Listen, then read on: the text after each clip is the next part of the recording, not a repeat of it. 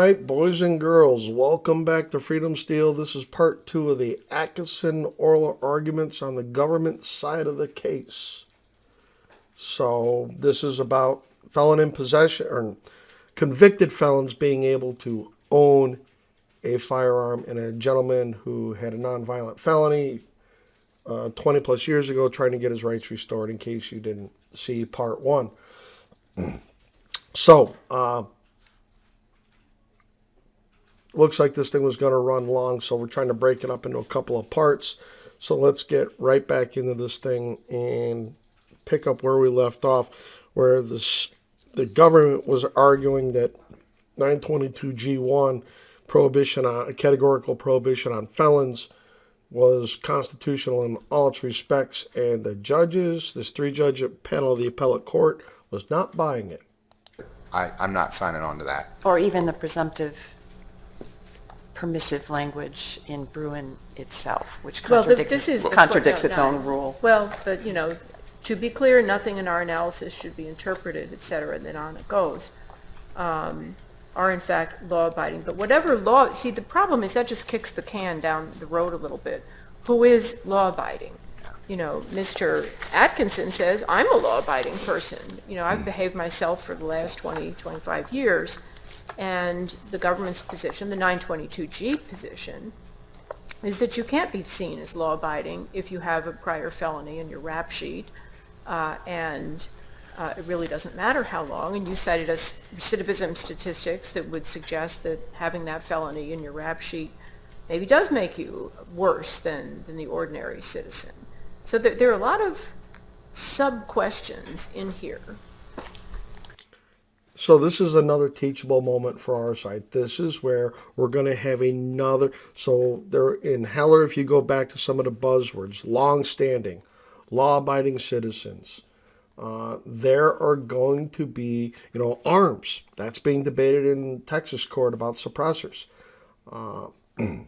There are going to be these debates about the terminology and vernacular that was used in Heller. And it's going to be up to us, if you want to put a good case together, to sit there and have these definitions thought out ahead of time and be ready, if you can't squeeze it all into a brief, to be able to sit there and articulate it in a reasonable manner. And even if it's an as-applied challenge, to say, Your Honor, here's, my client hasn't had another run-in with the law in 25 years. Nothing but a speeding ticket. Does a speeding ticket make somebody not law-abiding? I mean, where do you draw that line in the law or in the definition sorts?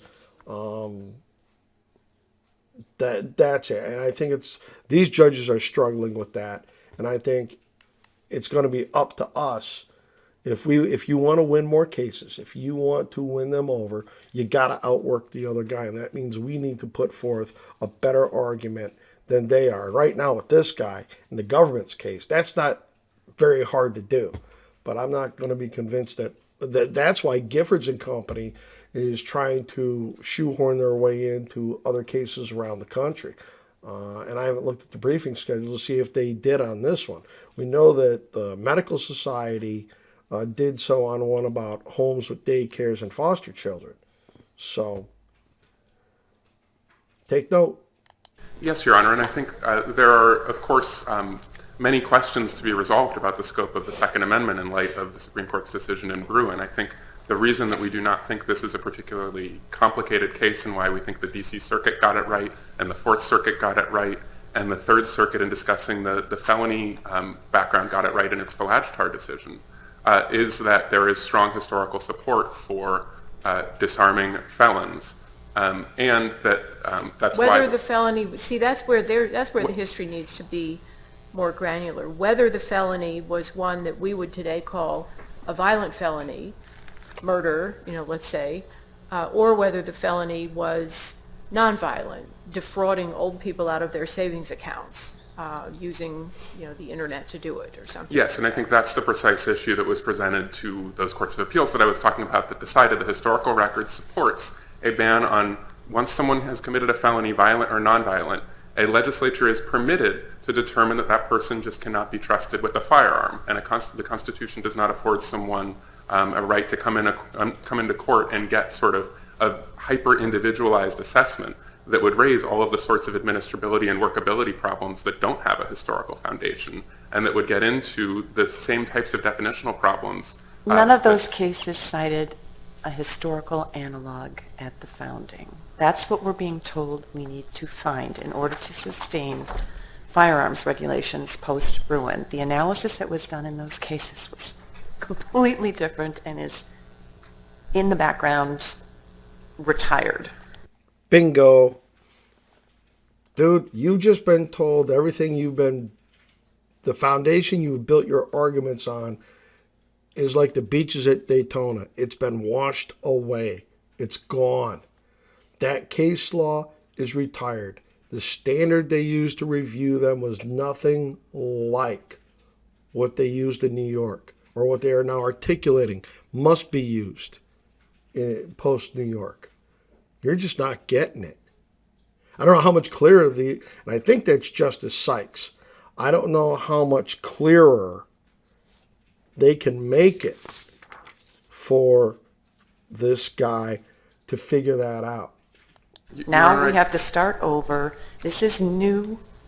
I would have expected some new historical excavation. I accept that you had to file a brief on the court schedule, and you did, and you're telling us that this is the government's position in all of these cases, and you're standing by it and not accepting that perhaps more needs to be done post-Bruin, and if that's the government's position, that's fine. Then we make a decision about whether you have carried your burden here, because now it's clearly the government's burden to come forward with the historical support for this particular firearms regulation. And there it is.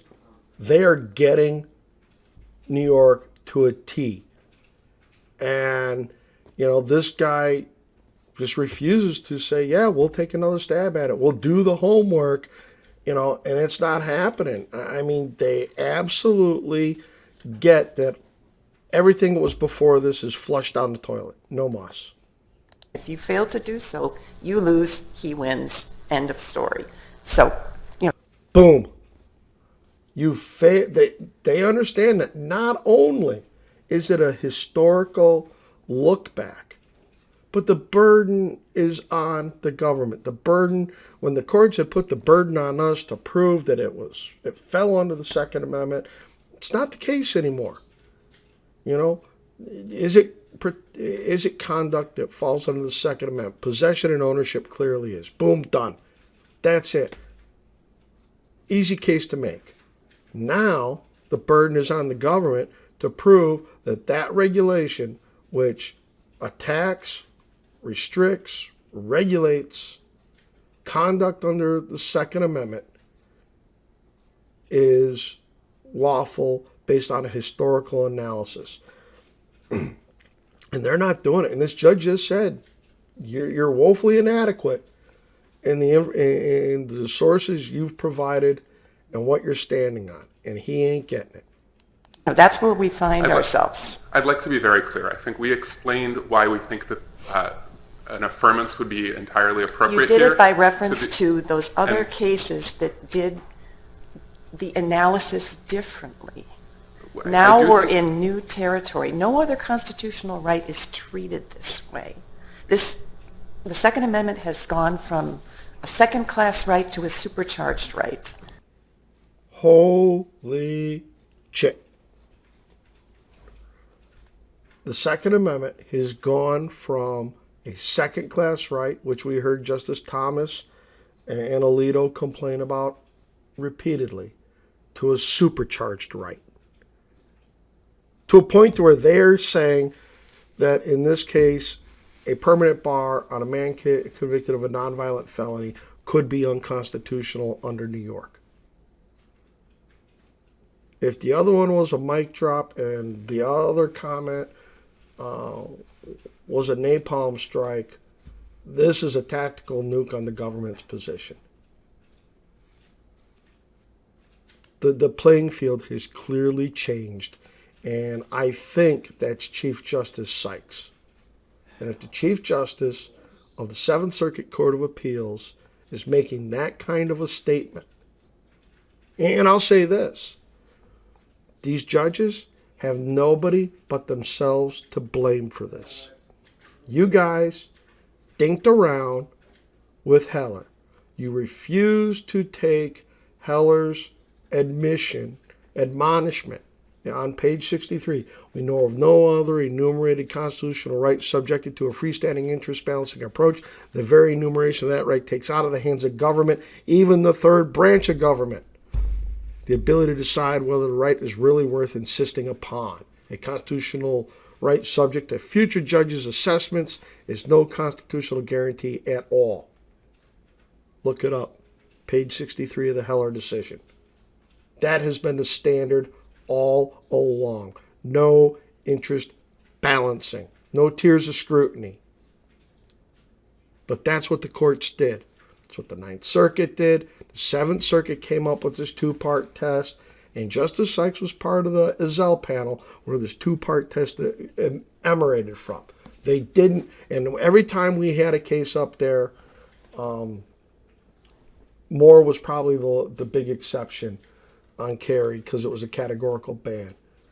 But every time there was a nuanced thing, and even in the lower courts, the state courts, they've all kind of tiptoed around, found intermediate scrutiny, which Justice Thomas railed at these lower. You didn't listen. 15 years ago, you didn't listen.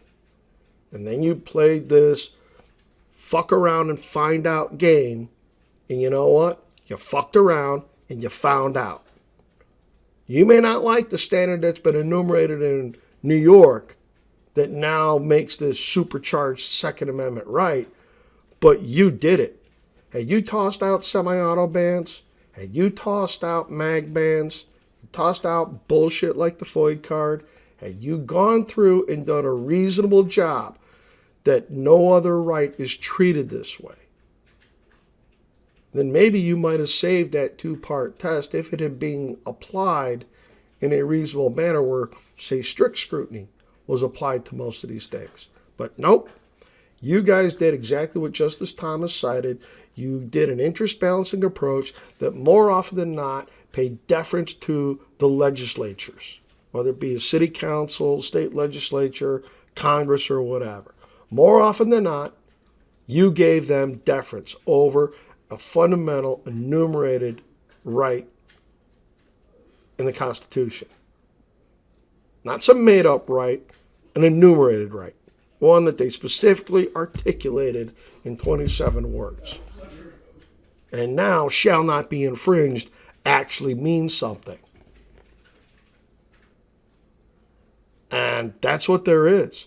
And you and hundreds of other judges, your compadres, your colleagues, have no one else to blame but yourself because you did this. You refused to enforce the court's edict from 2008. So, I understand the exacerbation in your voice, Your Honor. But, actions have consequences, and your lack of action in enforcing the court's, directive. I can't wait till we get to semi-auto bans. Someone made the argument bordering on frivolous, only those arms in existence at the time of the nation's founding are to be protected. We do not view constitutional rights that way. Page 8 of Heller. Can't wait to see that. Former Chief Justice Easterbrook sat there and fooled around in the Friedman decision and said that feelings matter. We'll get to that one a little later. But that was enough. I will maintain that New York is an outgrowth of the Supreme Court gave you guys an opportunity to get it right. You failed that exam, so now you've got this to deal with. Every other enumerated constitutional right is subjected to means end testing. So we have to come up with a decision approach, a decision method for evaluating these claims, and neither side helped us very much, I have to say, speaking for myself. So once again, both sides, I've been harping on the government's lack of response to the way they bootstrapped up those old cases. But our side didn't, you know, my least favorite lawyer in the world, obviously, in his brief writing, didn't cover it because they're not happy. You know, you're better off saying we can find no real historical analogy to support the government's position. Just put it out there. We can't find it. If it's out there, show it to us. And we'll argue about it, which is what the one judge was talking about earlier. There has been no adversarial cross-argument about what the statutes actually mean if you find a historical twin. If you find anything in the historical record of our nations to a subject matter about possession of firearms. Hasn't happened. And I welcome that adversarial. You can bet Saul Cornell is burning the midnight oil, trying to find any regulation so much as dealing with mousetraps to find and justify whatever else this is.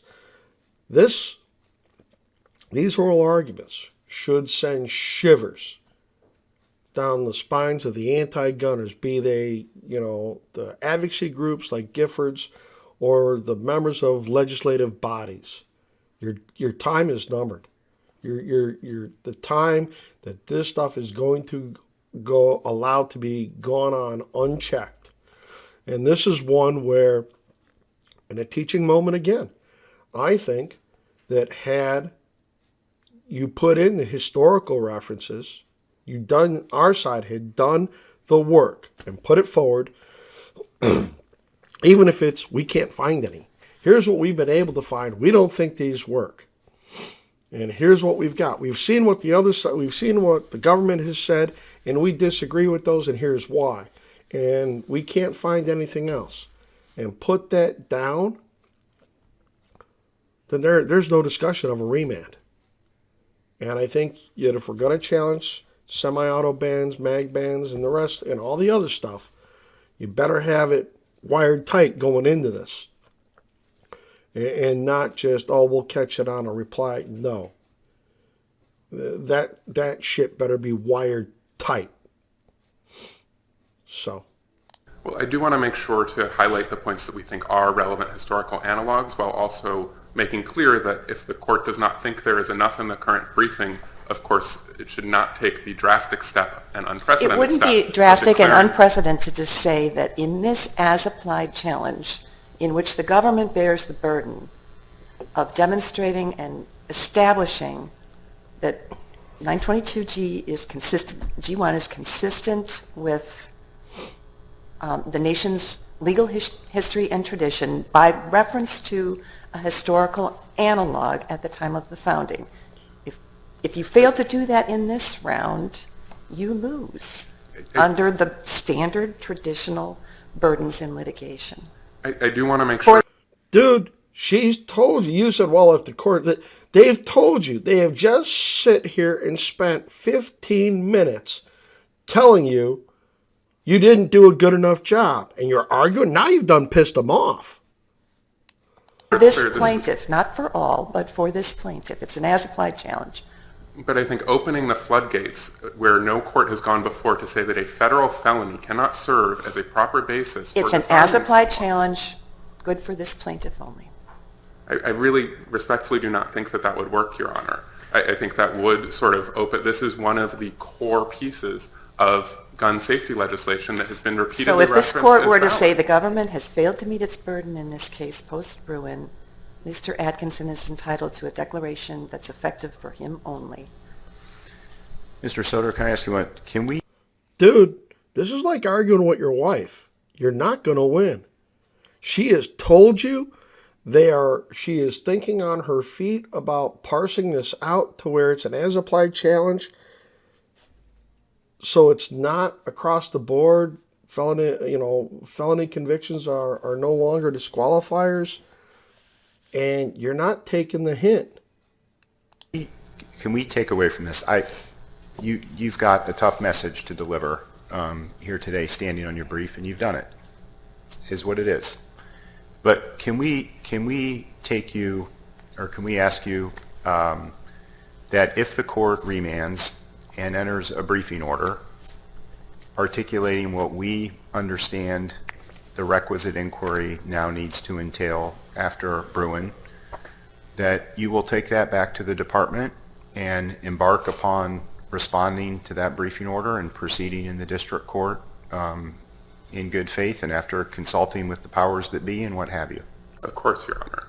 Okay. And I just think it's important to keep in mind what the sources are that we've talked about. And I didn't have a chance to address them in detail, but I think that the D.C. Circuit and the Third Circuit in Falajtar, D.C. Circuit and Medina did an excellent job. Dude, they have told you 3, 4, 5 times that that is dead letter law. Regardless of what you think. You just don't. I mean, this is like a mule that you need to smack between the eyes with a 2x4. They have all but told you. Of going through those sources and showing why they show historical analogs for dispossession of felons, violent and nonviolent. They include capital punishment at the founding, they include precursors to the Second Amendment, and they include colonial era laws that were not limited to people who committed violent crimes. All right, thank you. Dude, you got to do a better job. But hey, if that's what the government's going to argue, I'll take it. I think they're going to remand. I think they're going to remand to give the government another bite at the apple, like I said earlier, so that they can be like, Pontius Pilate and walk away with clean hands because they gave the government their second bite. The government failed.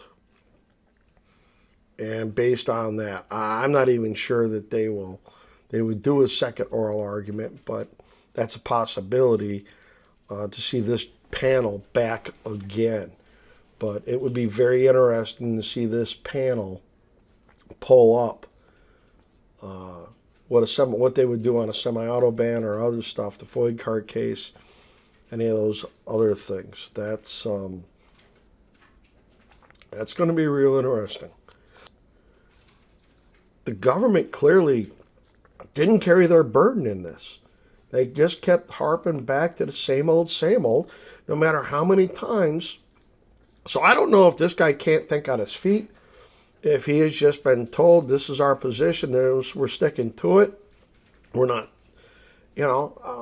I look at the difference between this and California, and I know that part of the big fight out in California is whether or not the state deserves 6 months to go do a historical dive to try to come up with, things to support their position in the mag ban and the semi-auto ban and the ammo stuff, the gun roster cases, all that stuff. But these 3 justices clearly have taken New York to heart. And they understand what's in front of them. And I think that because this is a felon in possession issue, that the optics of it just don't look good. And they're nervous about that part of it, but they also know what's required of them in front of them. And if there was a ruling today, the state would lose. Mr. Atkinson would have his rights restored, and that's all there is to it. This is going to be interesting. Like to see something come down before the end of session, because you want to watch the powers that be in Springfield just lose their stuff.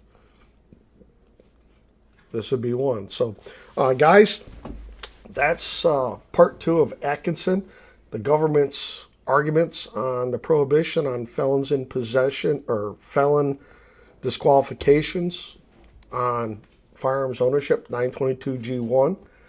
Let me know what you think. As always, hit the like button, hit the subscribe button. We appreciate all that.